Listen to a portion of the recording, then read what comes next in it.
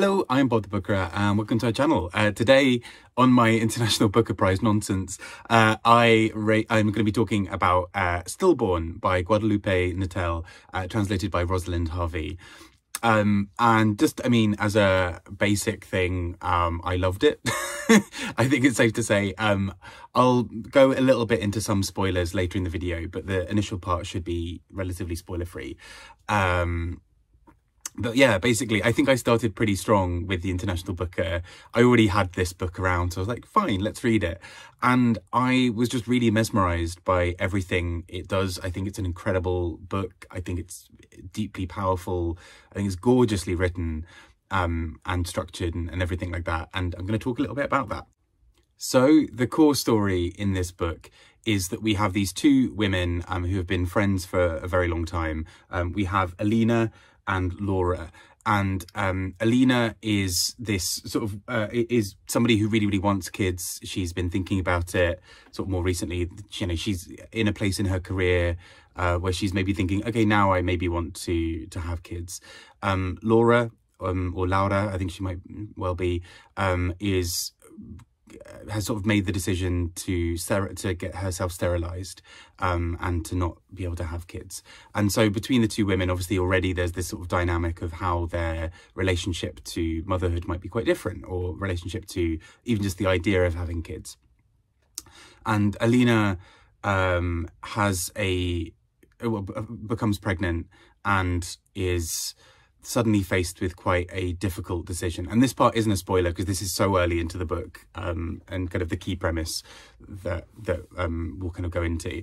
But her ideas around motherhood are really severely tested by the fact that her child, her sort of yet unborn child, has been shown to have some kind of health defect that will mean that this child either does not live very long at all, or will most likely die quite young, and or that potentially this child, if they do live, will have sort of severe health issues that will cause them a lot of pain, and they will have a very uncomfortable life. And so that really throws up this question of what to do. And all the way through, Laura is there as a supportive friend to Alina, but is also trying to reconcile a lot of this with her own feelings around it of, well, I don't want kids, so what will I do? How will I, I'm happy to be there for my friend. I'm happy to sort of keep an eye on her kid every so often, but this is not a decision that I would really be able to make myself either. And it then sort of flowers a bit as this narrative where we then talk a little bit more about the next steps around the difficulties of these decisions. And this will involve going into quite a lot of spoilers. So I will drop the spoiler curtain in a moment. For people who are dropping out at this point, I just want to say I think this is a really sumptuous and gorgeous novel. It talks about an incredibly difficult decision and topic, I think incredibly sensitively. I think it's really beautifully handled. The writing is so sharp and beautiful in so many parts. I think I found this really compulsively readable, and I think this is just so clever as a book. Currently is my favourite of the 5, I think, at this point I've read from the International Booker, and I would love to see this book do really well. I think it's incredible. And with that, let's go into some of the spoilers. So with the spoiler curtain now dropped, I think what makes this book really difficult to talk about without the spoilers is just that so many of the core decisions of this book are, I think, what also makes it so brilliant. So Alina has this decision to make about whether to raise the child or not, whether to terminate the pregnancy, all of these things. And all of the doctors around her are saying, it's not worth it. This little child is going to be in incredible pain, or is going to have a really difficult life. It's better that you end this now. And one doctor even gives her a sort of a syringe full of a substance that will essentially kill the baby, and no more discussion needs to be had.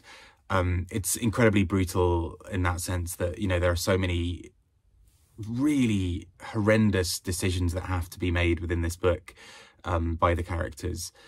And I really appreciated that the book did not shy away from them. It doesn't seek to, you know, dress it all in innuendo. It talks about this in its very grim realities. But what does happen is the child is born and seems to start having some reception to some of the kind of basically physiotherapy that's being done to support this child with moving their limbs.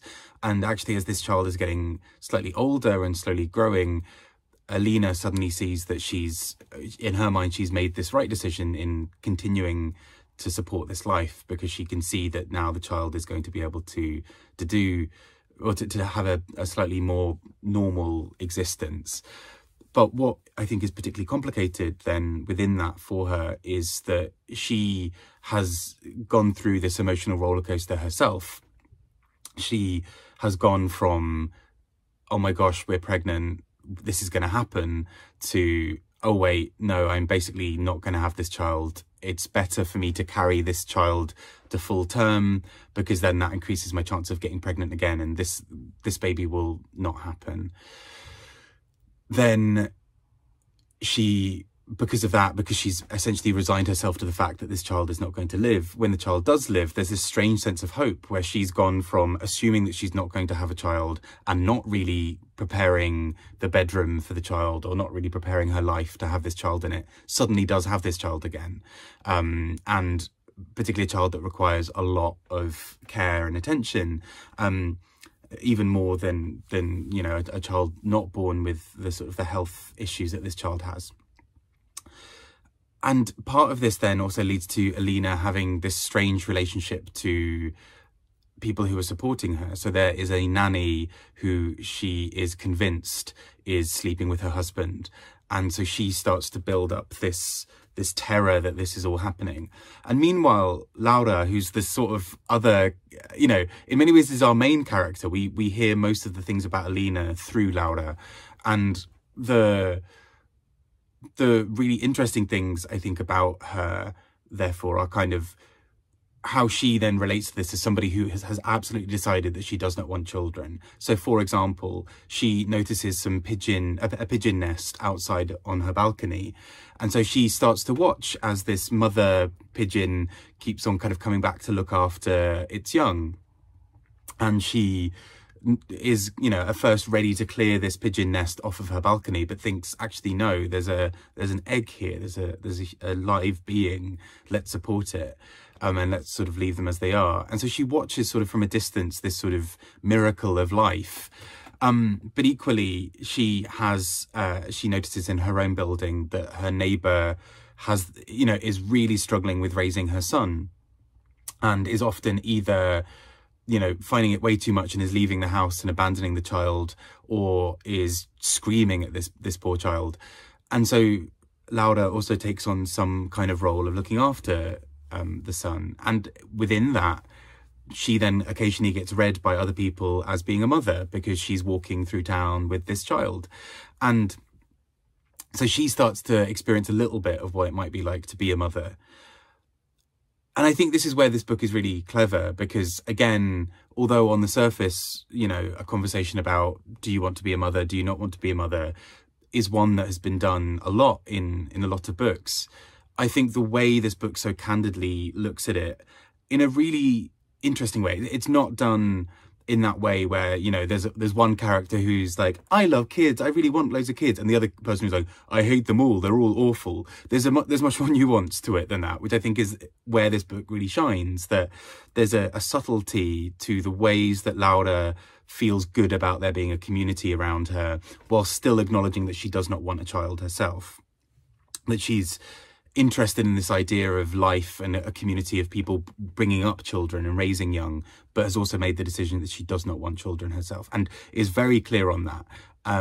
Meanwhile, Alina really wants children, but is also not impervious to having conversations about what's the best thing for the child, what's the best thing for the parents, all of those sorts of other conversations. So all the way throughout, this sort of strong bond between these two women is really what allows some of those more nuanced conversations to happen, that these two women are not just these like ciphers for kind of arguments. They are full-rounded human beings who are allowed complexity in their decision about a very complex issue and topic.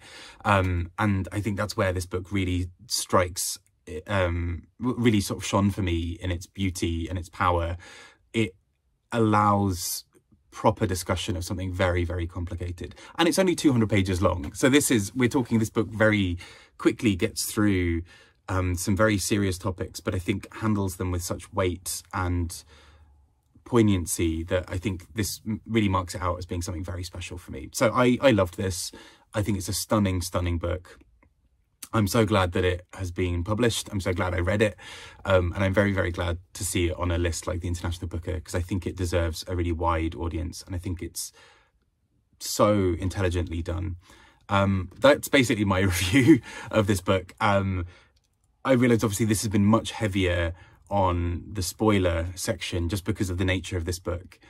But please, you know, as much as possible in the comments, try to keep comments as spoiler free as possible, because I think, yeah, I really want people to experience the open-minded, warm-hearted way that this book approaches so many complicated topics. I've been Bod the Booker. Take care and speak to you all soon. Bye-bye.